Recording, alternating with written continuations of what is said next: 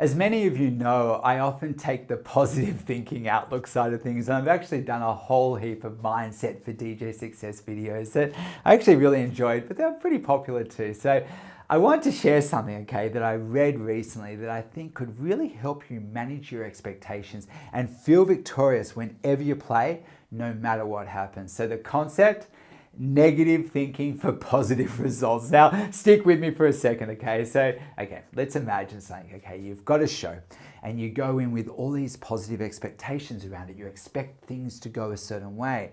Then, to be honest, you could be setting yourself up for a little bit of disappointment if things don't go the way you want. Now, don't worry, not for a second am I suggesting that you shouldn't have positive expectations around your shows. 100%, you should feel optimistic about them.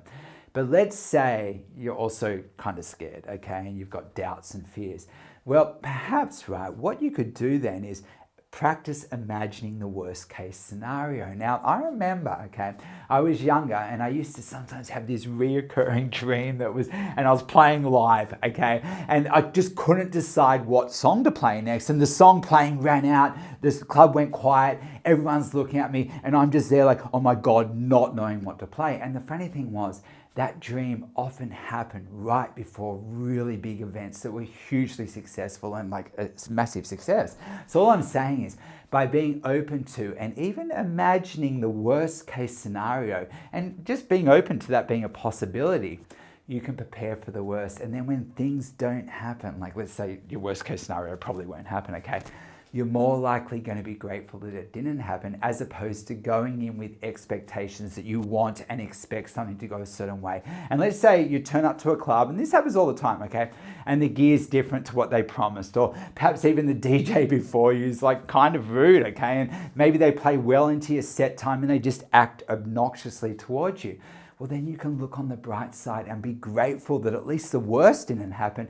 And compared to the worst case scenario, perhaps everything else is okay. And I guess another way you could look at this is like on a personal level, day-to-day kind of stuff, is with your practice sessions. And I mention this because honestly, practice sessions seems to be the thing people struggle with the most. And that means not practicing as much as they feel they should, and then giving themselves a hard time for not doing any practice at all. So if this is you, instead of starting the week thinking, okay, I've got to do this and that, and which could set you up for disappointment, especially when you slip back into your same routine of watching TV all day, right? And let's say you end up doing nothing. Instead, you could think, okay, well, imagine the worst, and that is you picture yourself doing zero work on your DJing that week, and then by removing the pressure of you like having to do this or that, you release your resistance, and anything you end up doing is a win.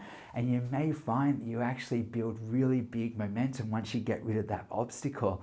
Now, I just know too often DJs expect things to go a certain way, and honestly, they turn up, it doesn't, and it can lead to disappointment and sometimes even anger. So in ways, right, even though I'm saying be prepared for the worst, you're really just giving yourself permission to enjoy yourself and to look on the bright side no matter what happens. Now, in truth, I think this negative thinking angle works really well when you're already down on yourself, as then at least it points you in the right direction, and that is focusing on things turning out better than you expected. But generally speaking, okay, I'll say myself, I admit I kind of do focus on what I want, probably more so than what I don't want, right?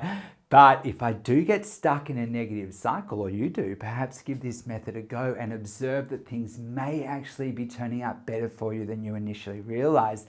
And learn to notice and even count your victories, no matter how small.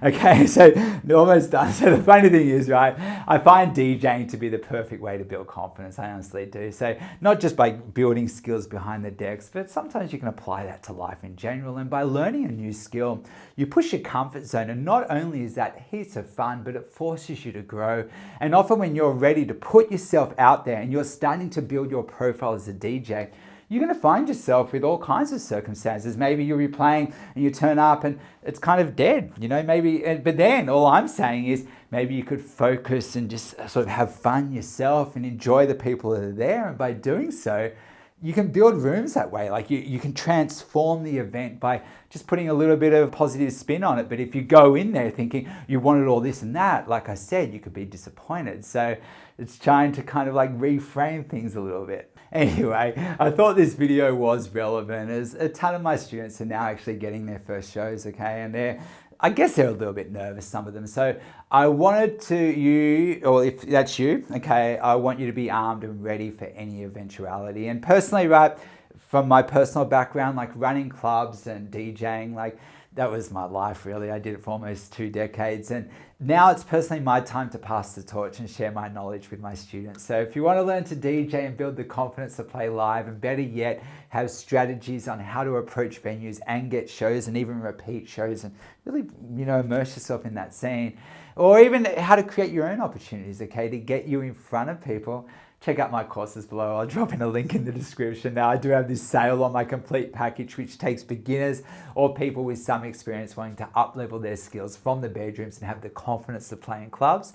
So basically, check that out. But to see my students' accomplishments, it blows me away. And in saying that, some of my students are even starting their own club events now with a plan to take other students in our Club Ready tribe with them along the journey. So if you're a student, watch our community groups for announcements, as we're all just warming up here. But anyway, thank you so much. Thanks for tuning in. I'll make sure I get back to proper DJ content next week, but thought you may appreciate this brief interlude, as let's face it, once you know how to DJ and you want to get shows and you want to get experience playing live, man, honestly, when you do play live, you're going to have to be ready for anything. And sometimes you're in sync with the crowd and you just can't do anything wrong.